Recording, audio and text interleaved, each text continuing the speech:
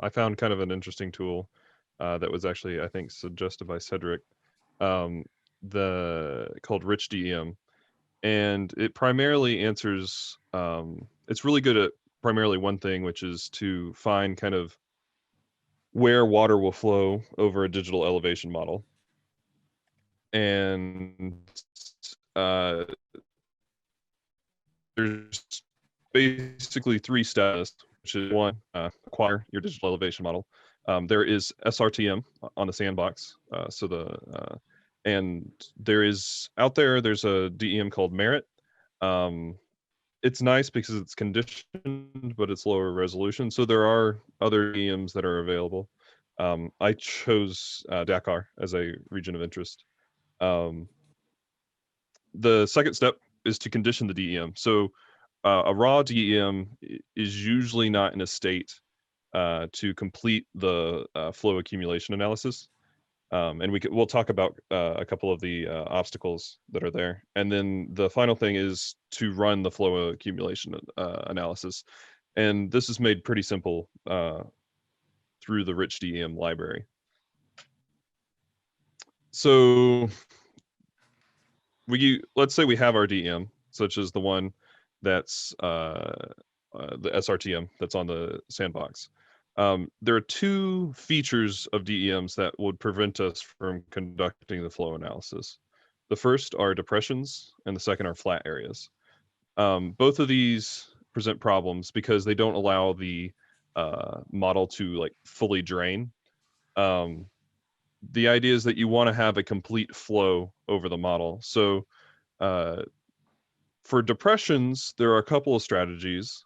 One is to fill the depressions, and the second one is to actually breach the depressions. So we actually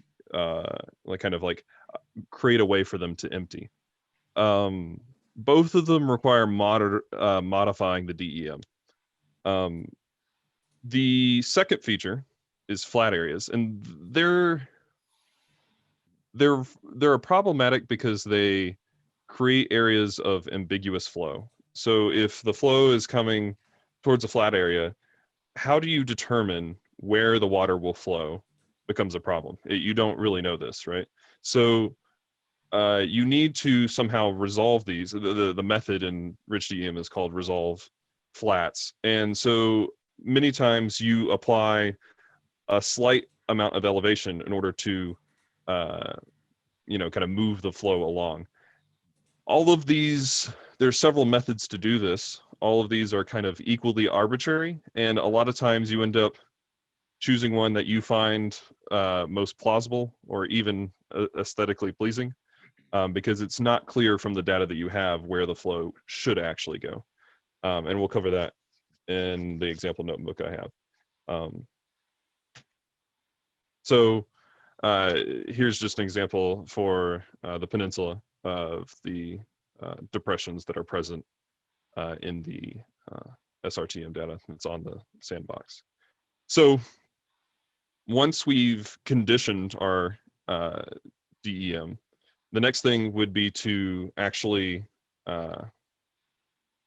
this is actually more, here's kind of, these two pictures illustrate the DEM it's identified and the aspect. So Rich DEM has a couple of ways to actually present some like attributes of DEM that are kind of common to visualize, and they're kind of helpful to give you insight to see what you're doing when you're modifying them. And so here I'm actually going through and demonstrating what the difference in the two models are. And the downside to filling the DEM is that you end up kind of modifying it. You can end up modifying it quite a bit, especially if you look in the upper right-hand corner. We can talk about the alternative, which is the breaching method, which and its advantage is that you don't breach it as much. So after you filled it, you can actually run the flow accumulation analysis through a single method.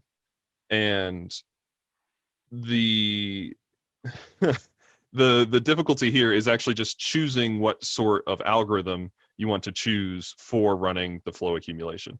And flow accumulation is basically if you have a complete runoff, which is that every cell, every pixel contributes flow to the next pixel, then it basically is just giving you a number of pixels that are flowing into that given pixel. So here, the yellow pixels have a lot of other pixels that are a lot of other cells that are flowing into them.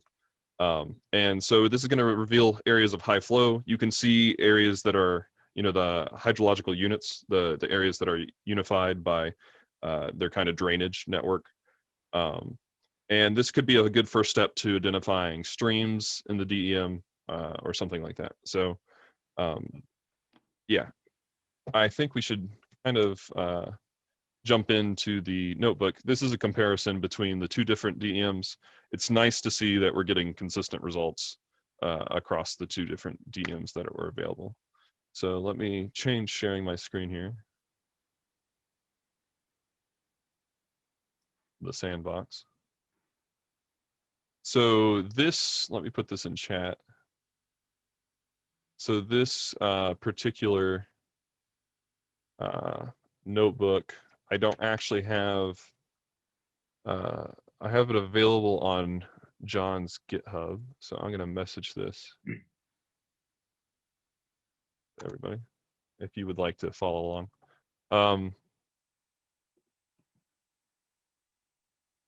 So that repository has, under the DEM Analysis folder, has this exact notebook. I go into a little bit more detail, but it's basically what I just went over. So let's go ahead and clear all outputs.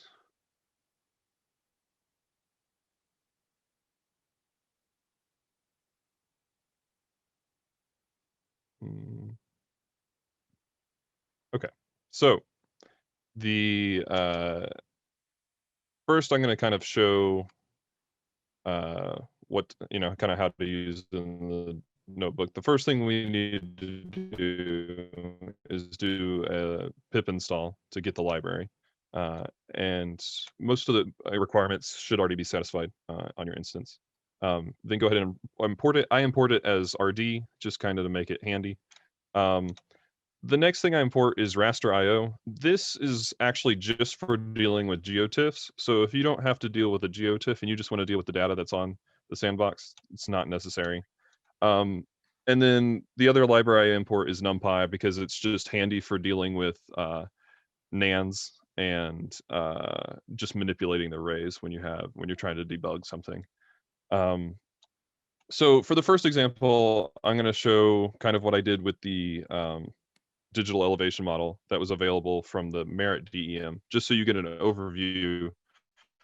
And then we'll go through I'll go through this pretty quickly, and then we'll then kind of go step by step for how to use the data cube for this analysis. So so the first step is to show you can actually, when you have any sort of file, Rich DEM has a way to access GDAL.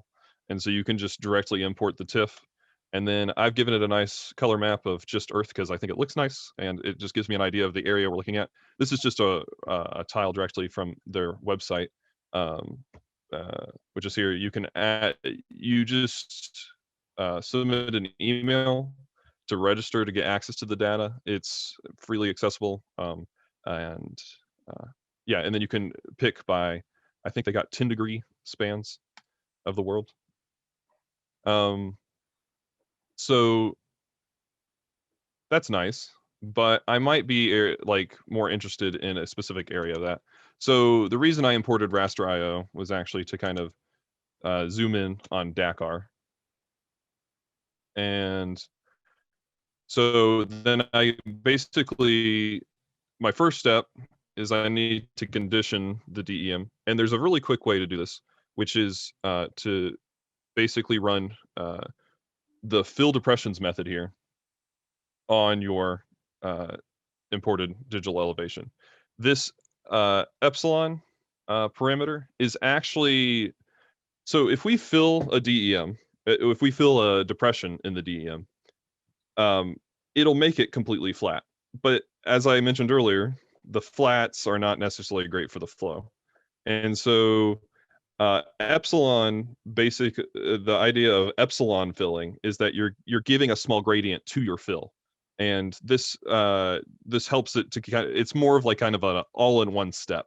And so if you have a digital elevation model that's not very, doesn't have many flats on its own, this can kind of be like a one-stop shop for conditioning the DEM. And so it's kind of, that's kind of all you have to do. I like to see what I just did to the DEM. So I subtract the filled DEM from the DEM I just created, and I can use the RD show method. So it's got a nice, rich DEM has a nice a method to graph things. And so I can see here the amount that I've modified the DEM. And as you can see, it's kind of extensive actually, which may not be great depending on your use case. But it does ensure that the model drains. And so it's as simple as running the flow accumulation method on this. The key here is selecting with this method parameter what algorithm you want to use to calculate the flow accumulation. And the reason there's many different algorithms is that the fact that we have square cells, that the whole digital elevation model is broken up into the square cells. Looking at the elevation around that particular cell, right? It may not be in a straight, north, south, east, and west, right? Like I may want to allocate, if the slope is, for instance, kind of at a, north by northwest, for example, right? It may be at an angle, and then how do I allocate that flow to the 8 surrounding cells? And they all have kind of a different method to do this, with varying degrees of realism. I prefer the D-infinity method because it requires no other parameters and it has proportional allocation. So that means it kind of proportions up its allocation to the surrounding cells if it has a non like cardinal direction, basically. The other thing to know about the different methods you can choose is that some of them handle convergent flow and some of them, all of them handle convergent flow. Not all of them handle divergent flow. And so what would happen is, what I mean by that is that if you have an area in your DEM that the flow might separate, certain methods won't handle the separation very well. D-infinity is able to handle both separation and convergence. So this might come up if you have a river network where there's been lots of meandering, right? And there's possibly like 2 alternative paths or something of that nature that are kind of on the same elevation. And we can actually see that demonstrated down here. And this, I'm not sure if this is visible on my screen, but there's an area of divergent flow right here, and it seems to have handled it well. Again, this is idealized flow. So there's always, you always kind of want to validate it with what you actually observe on the ground. What would happen? So this is the flow accumulation for that whole geotiff that I just imported. One question might be is what would happen if I didn't condition the DEM? And that would look something like this as soon as it's done calculating. So let's actually just blow this up a little bit here.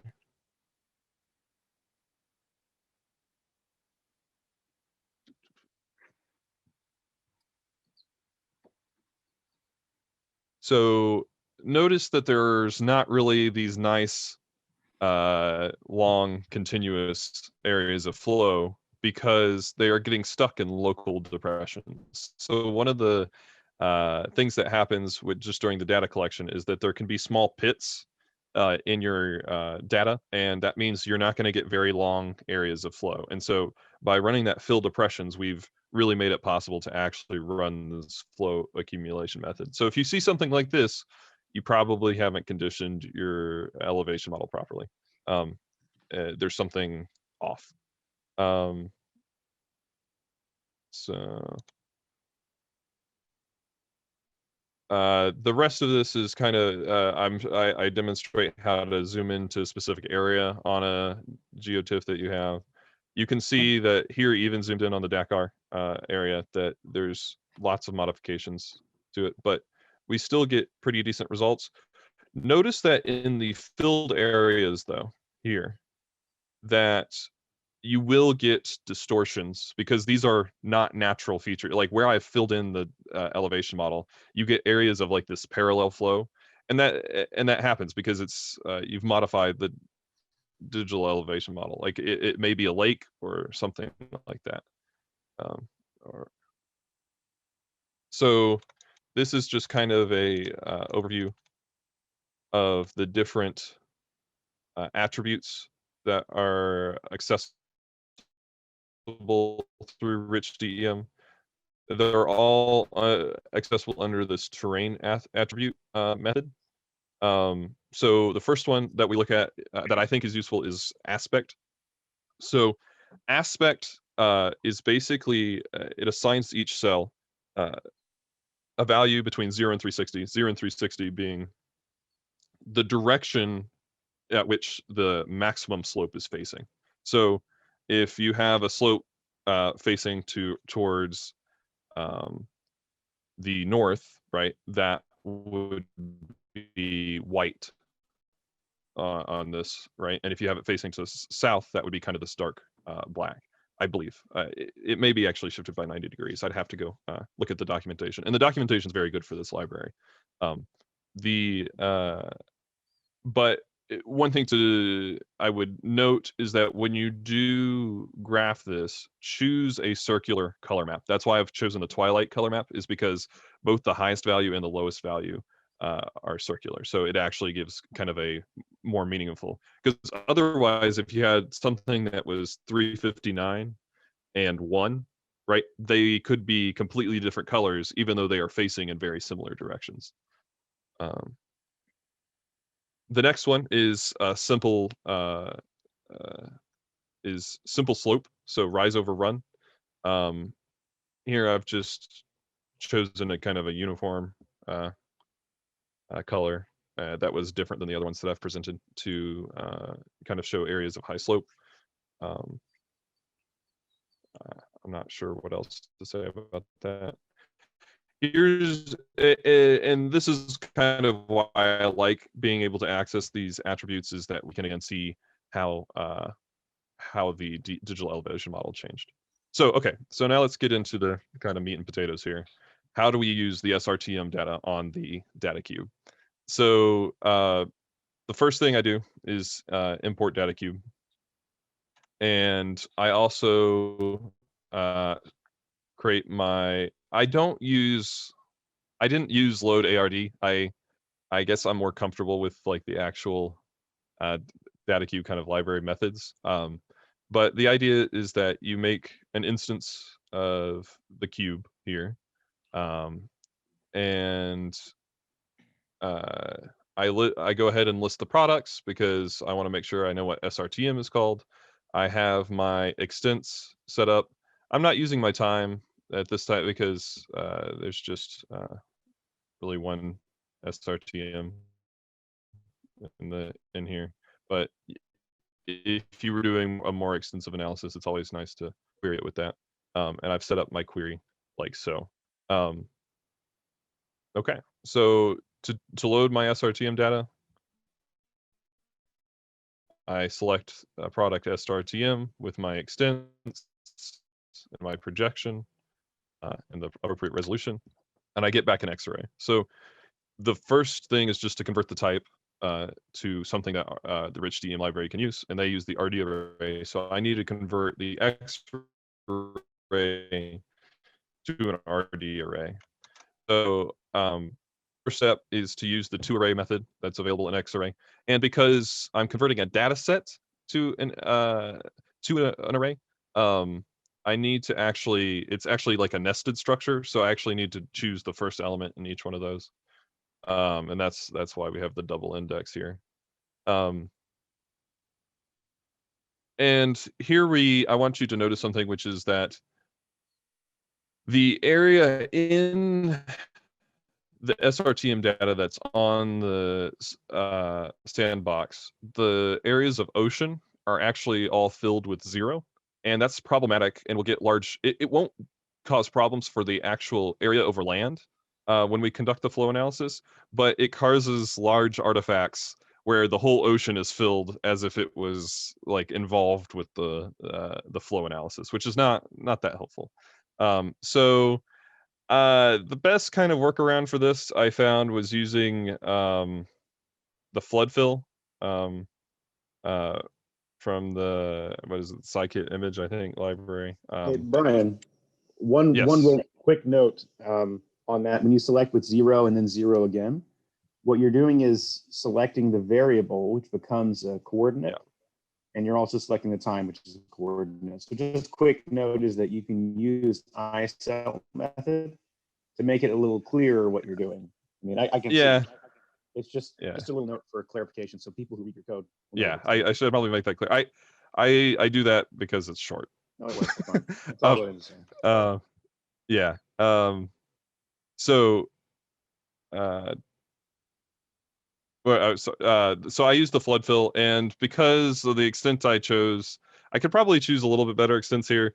I had to do a double flood fill to fill both the north and south portion of the ocean. That's why this kind of looks like that. I'm filling it with a no data value of negative 9,999. And then I basically am going to call this my Dakar SRTM data, and I store it as an RD array. So I'm able to give it the NumPy array.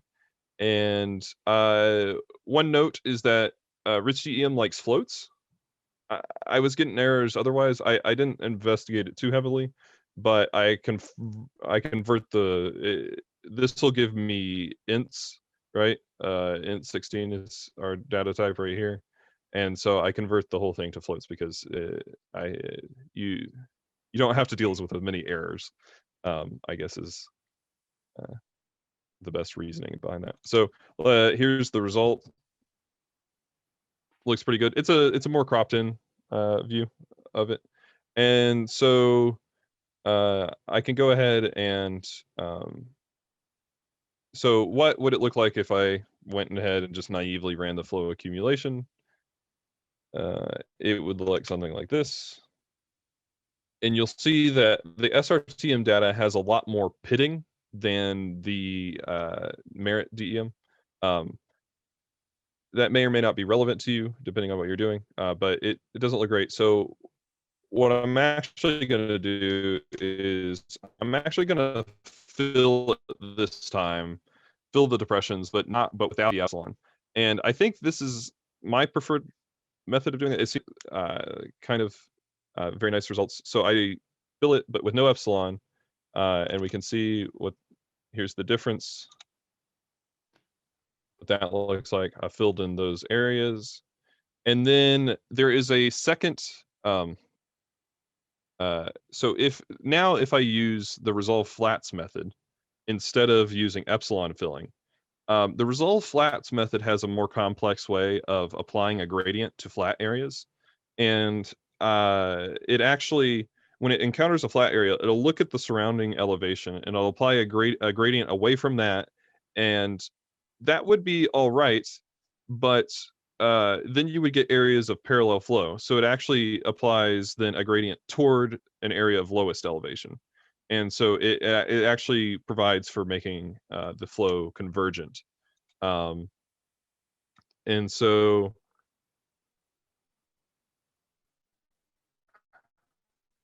then you end up with something like this.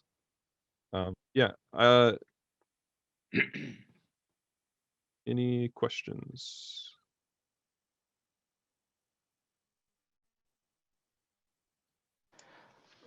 Thank you, Brian, for that great presentation. Very nice work, Brian. I like it. I understood it. Mm-hmm. First time since we started discussing it. Yeah. So one question, and maybe a caveat. This tells us where water might accumulate, right? But this doesn't necessarily tell us where floods will occur. No, it's because there may not. So yeah, so what would you use this for? I would say one is stream identification or riverbed identification. So where water may flow to, right? If you're flowing through a large lake bed though, it will try. So so there's a couple assumptions made, which is that where your no data is and where the edge of your extent is, it's assuming that it allows flow out of that, and that may or may not be kind of like a reasonable assumption. Like we know that there's a lake here, right? And so we'll get a continuous flow out of this lake, right? And it may be more plausible that the flow kind of like stops in this lake. Producing the boundaries of hydrological units to kind of see like how much flow would flow into an area. And so you can kind of start doing, if you wanted to identify streams, for instance, then to do some sort of more complex analysis, you could use the actual shape of the flow accumulation as maybe a starting point for identifying that stream and then going off of there. I guess I forgot to touch briefly on the breaching method. The good advantage to the breaching method is that you don't alter your underlying data nearly as much. So here, what I've done is I've taken my original Dakar DEM from the GeoTIFF, and I've run the breach depressions method, right? And this is what the modification looks like. So notice that it handles pitting better, and the area where, and it's removing, instead of adding to the DEM, it's removing areas of the DEM where towards the lowest area of a depression, so that that depression can then empty. It's going towards the lowest egress. And so I do need to run you have to use the resolve flats with this method. So you have to first apply the breach, then the resolving flats, and then you can apply the flow accumulation. Yeah. Be aware also, I guess something that I didn't mention when you're selecting a algorithm for the flow accumulation, that some of them require additional parameters, such as exponent parameters. And this is kind of why I like D infinity, because it's simplistic. Like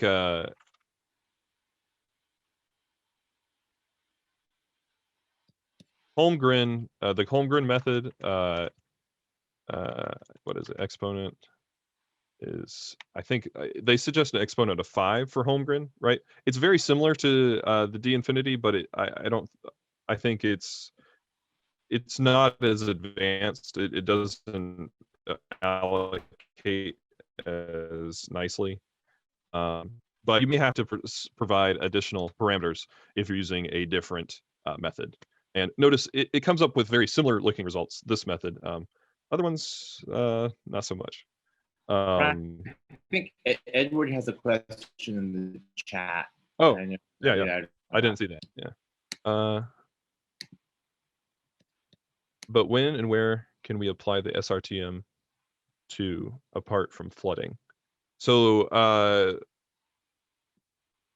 you asking for other uses for a digital elevation model, I suppose? There's lots of uses for a digital elevate for the digital. Yes, yes, Brian. Because mostly our colleagues that join, actually, they are mostly also interested in how the use cases they can actually apply these data sets that you make them available. So if you can also give them ideas of where you can apply these, especially other applications of the SRTM, right, I think to help them to also know how they can apply it apart from the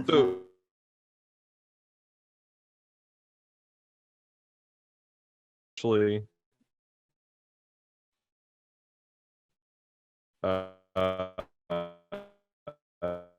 to determine catchment areas and hydrological units.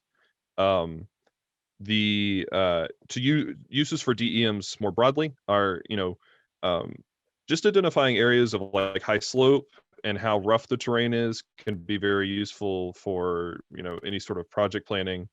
And I've also seen some interesting applications where DEM is handy to have, such as if there was an ecological study, like if you wanted to know how connected two preserves of important ecological and habitat are, and you wanted to kind of know how connected they are. For instance, the DEM could, for instance, inform that like there's a very critical area where these two areas of habitat are connected, something like that. What else? Are those the kind of ideas, or did that answer your question? I guess is a better. Yes, Brian, I think those ones actually gives us some areas that we can look into it, especially with our partners. So thank you for that. Mm-hmm. No problem.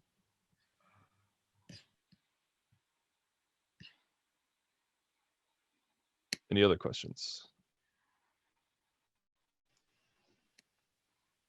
I guess one final remark is that it's to explore the different methods that are available in the library, and this library is kind of dedicated just to doing this.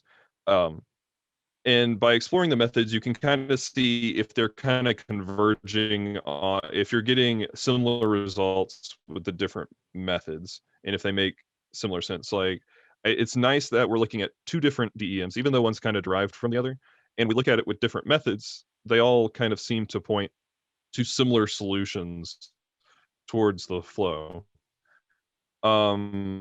If you wanted to do more advanced analyses, I would point you in the direction of if you want to kind of stay in the Python environment. FlowPy is a very advanced package. In kind of in between RichDEM and FlowPy, you have something called PySheds, and it'll allow you to actually do the catchment delineation and start kind of building up that data. If you were willing to invest more time to learn tools, several US agencies produce open source tools that are used for their various hydrological analysis. One is HECRAS, which is produced by the Army Corps of Engineers, and it's mainly focused on analyzing fluvial river flooding and building infrastructure around rivers to control flooding.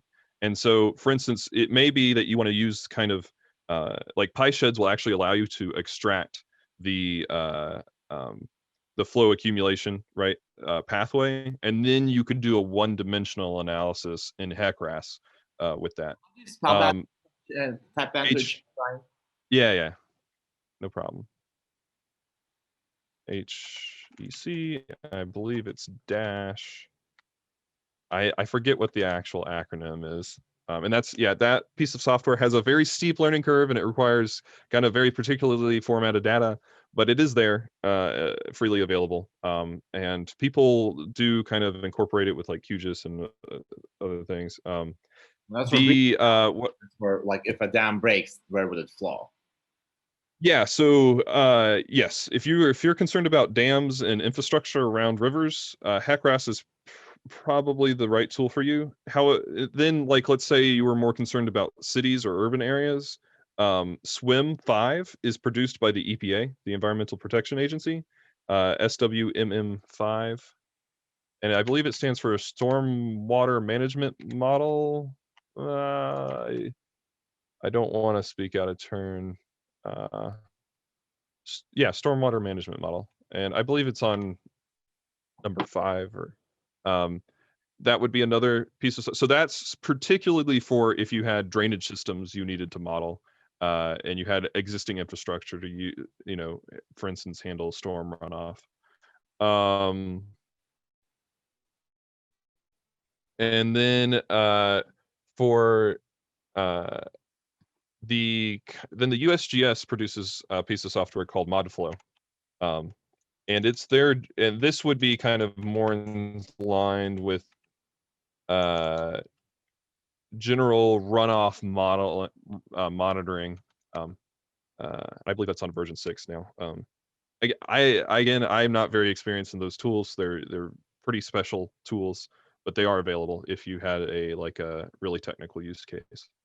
And so ModFlow is more for general both subsurface and both above surface and subsurface water flow across a terrain model. So yeah. Thank you, Brian. Yep, no problem. Thank you very much, Brian, for your time and also sharing the presentation. And possibly if you could share a PDF with us, it could be awesome for follow-ups with some of the country teams. Thank you so much. I wish to call upon Stella to present a snapshot of the work she did with the farming by satellite, if she's available. Stella, you're able to also share your screen if possible. Thank you, Stella. Yeah, sure. Give me a minute, I open it.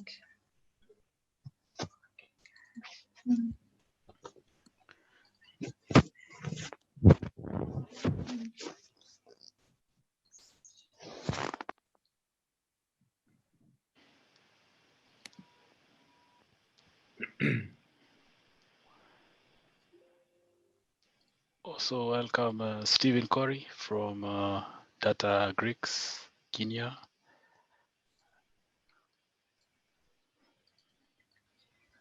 Kenneth, just I will have to leave around 2:55 to my class. No disrespect to anyone, but I'm very interested in Stella's. Okay, sure. Thank you, Gus. We'll make it short just for you. Yeah. At least for now, it can be easier because I'm talking with people who understand digital Earth Africa. So mainly our solution was focusing on the use of Earth observation in monitoring coffee farming in Kenya. However, our main solution was more to how digital Earth Africa will enable us to use monitor coffee farming in Kenya. So we were able to identify the main problem that faces most coffee farmers in Kenya, which is usually the early detection of coffee diseases. This is especially Murang'a County. And most of them experience diseases at the early plantation seasons of their crops. It's very difficult because due to lack of knowledge and also financial support, that means it's very constrained for them to understand how to solve this particular problem. So how does Digital Earth Africa come and help us solve that problem? So we were able to explain on the importance of Digital Earth Africa, how it connects data users and application, and it provides already analysis ready data. If you look at this diagram, it's just to try to find a way of explaining Digital Earth Africa in a diagram and how to show its connectivity. And looking at the sponsors of farming by satellite price challenge, there were people, one of them was Copernicus. So one of the things that was advantageous because Sentinel is available in Digital Earth Africa for free and it covers the whole of Africa. And so we were able to show how, in a snapshot of a diagram, how the Jupyter notebooks are applicable, the database, how Open Data Cube is also available in cloud platform, and how it compresses the data in provides analysis ready data.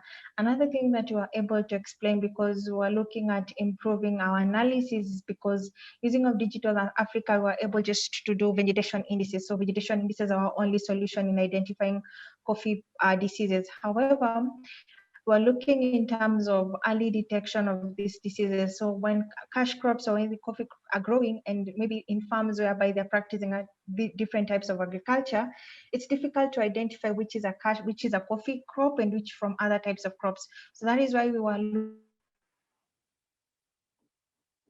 at Digital Earth Africa. We use drones to take pictures of those particular farms.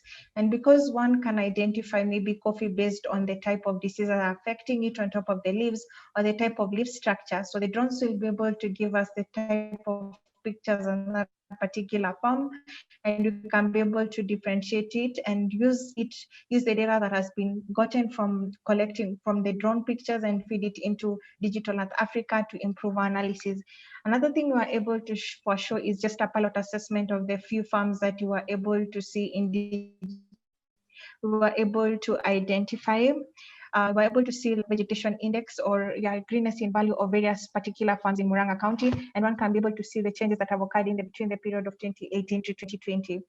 And then we are also able to identify, looking at the crop phenology, we're able to identify which are the start of the season, the peak and the end of the seasons.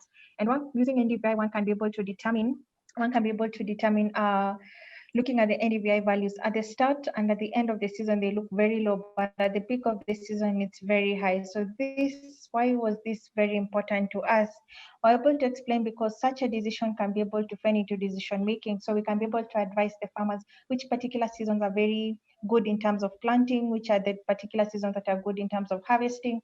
We're also looking at in terms of yield estimation, which particular locations within either Muranga or any particular study area are very good in terms of coffee plantation. So this will go a long way in helping them reduce this losing of a lot of yields due to coffee diseases. And then we are able also to look at the competitive scale as to what Digital Earth Africa offers in terms of from other types of solutions that everyone gave us. And for us, these were the 4 that came and stood out. One is because we don't need to purchase any more data. Number 2, the time spent in downloading data becomes also solved because now Digital Earth Africa provides images on cloud platform. Number 3 is because it provides already analysis ready data, and that's sufficient in terms of Python application. But this came out because one of the things I've learned as I go through Digital Earth Africa training was because they have training manuals. So I can tell not everyone within the group is sufficient in geospatial, but even if you're not, because of the training manuals, it introduces you or increases your capacity in terms of wanting to learn more about Earth observation. Last but not least was the stakeholders who would benefit from this. Looking at our application, we are not only limiting our project in terms of only agriculture, because having gone through this training and looked at various capabilities of everyone's presentation, it means anyone who is in land use planning, anyone who is in forestation, anyone who is in education can still use Digital Earth Africa. So it's not only limited to food security alone, and not only limited to food security in Kenya, but it's applicable in the whole of Africa. So this is just a map overview of our presentation of Digital Earth Africa, providing images across Africa, and also apart from that, it is geocoded, especially in terms of digital. We tried to put diagrams that would explain Digital Earth Africa in a small and a nutshell, and this was mainly our theme, to provide geo information in one click. Yes, thank you. Thank you very much, Stella, for the very, very nice presentation in pitch style. It was well received, and you got the award in the Africa Prize category. Also, I wish to welcome any questions in reaction. I think Rose Fuja had asked about how she could connect with you, and she's just joined from Tanzania. Well, thank you, guys. Thank you. I just joined midway. My name is Rose Fuja. I'm from Tanzania, where one of my passion is actually to use ICT within the agriculture space. And we've so far been using a lot of drone imagery to come up with platforms where extension officers can actually use for decision making. And currently we are more focused on paddy, and we are working from an area which is called Luamabogini in Kilimanjaro. Yes, so congratulations to Stella. I think I'd reached out to Dr. Ken, and he gave me the contacts to where you guys were presenting midweek this week, and then I tuned in. So congratulations for the work that you've done and the idea that you're working on. I'll probably reach out. So the other thing that I actually plan to do is go through the trainings in the digital at Africa, and that's something that I've started at the end of it. So what is before me is actually we are continuing with our project. We finished one season observing the paddy farming. We are starting another season, and for the past work, we've only used drone imagery. And what came up in our reflection was that because we use drones, that means, and this is in Kilimanjaro, and we are stationed in Dar es Salaam, that means we have to pay for the cost of flying a pilot and equipment all the way to Moshi and back and process the data. And because of that, during the whole season, we've only done mapping 3 times. And there are other aspects that we've missed along the way. So that is one thing we are aiming to correct this time around, having a lot more data collection and processing so that we can actually support the farmers. Our budget is still on the 3 drone flights. Then now we want to have a hybrid, do the satellite imagery as well as the drone flights and see how those two work together. So that is what is before me. And like I said, I'll start out learning on what is on digital art and probably reach out if you agree to Stella and Dr. Ken here for any support that we might need. Thank you very much, Rose. Stella, yes, react. Sorry.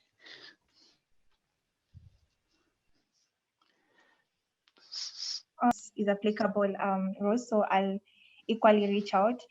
Secondly is that now, because we won this prize, we'll be expected to enhance more on the use of digital at Africa across more just beyond coffee production. So I think this platform of enhancing digital at Africa, some of your use case studies will guide us in developing which other applicable agricultural challenge you can apply using digital at Africa just to enhance our mentorship with farming by satellite. And so I think we learn from each other along the way, of course, with the guidance of Kenneth and Oguz and Buana over the year. Thank you. Thanks, Stella. So thank you very much, Stella, for the presentation and also the reaction from Rose. And also Musa Josiah is calling from D-Lab, Tanzania. Musa, any update from your side?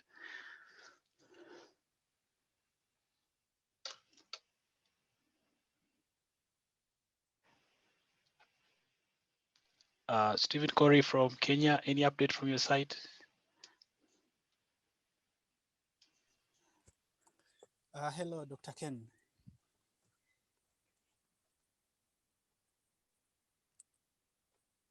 Hello. Yes, Stephen. Okay. Thank you so much. I want to congratulate Stella Mutai for that prize. I think that was a very commendable project and job. And I think we will connect more and talk about the issue of crop phenology and the application of the same in agriculture. I think I've done something almost similar to that too. The the issue of crop phenology, and I hope that you can be able to further these using this DA platform so that I'm able to create more use cases. I'm also very interested in that project that Miss Rose Funja or some from Tanzania, whatever she's doing. I think we will connect after here so that I can be able to see what she has done or what they have done, and probably I could be able to also inject some of my expertise and knowledge in the same. Corey, so is your name Corey, or was I heard him calling you Musa? No, it's Corey. Corey, nice meeting you. And yeah, let's connect anytime. I'm going to drop my phone number here in the chat room. Oh, Haribo. Santi. So Stephen, you have to know this is +255. Yes. Yes. You're most welcome. Yep. Then another thing, the presentation by Stella Mutai, she was doing something about, of course, she was using the NDVA values. It brought up something about the SEM.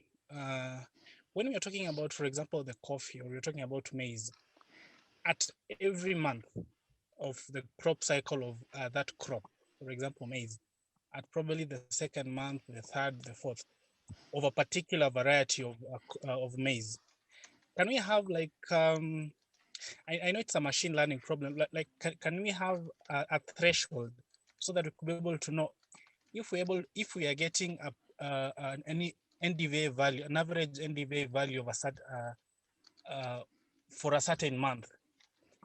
Can we have a base so that we can be able to compare and know if that crop is doing well or not? I think that is something that we can be able to discuss more so that we can come up with a base so that when we are giving advice to probably farmers or stakeholders, we know exactly what we are telling them. We are telling them that your NDVA values are like this, and probably it is below the base, or it is over the base or something. So I think going forward, we need to dwell more on the same to give more insightful insights on the same.